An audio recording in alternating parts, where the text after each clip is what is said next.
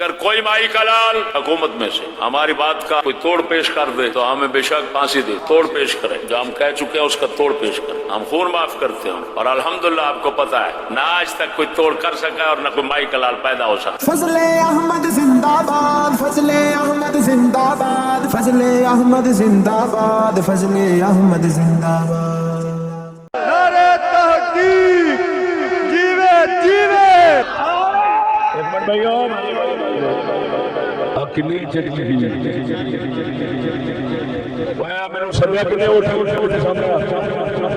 ओए मैंने किन्ने सदे आए थे सामने आए किन्ने दे अगली उस्मान होती है ओए इधर आओ किन्ने तरीके दे अगली तू सल केड़ा अच्छा तुसा तारीख लिखी तुसा चेक लिखी मैं लिखी दी मेहरबान तुसा एक मिनट छोड़ो एक मिनट तुसा मैनू नहीं समझाणदे मैं की करना मैं की बोलना तुसा मैं नहीं समझदा मैं की बोलना नहीं मेरी आदत सुनो ना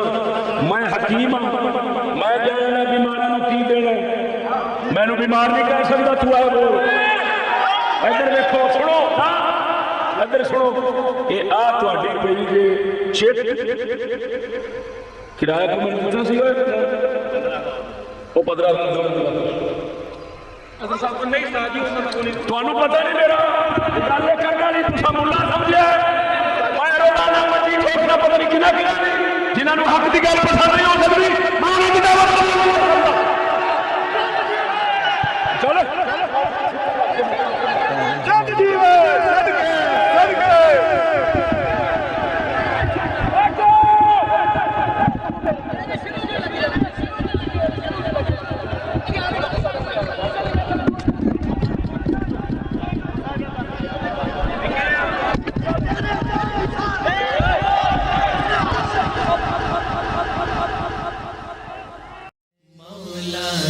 सल्ली व सल्लिम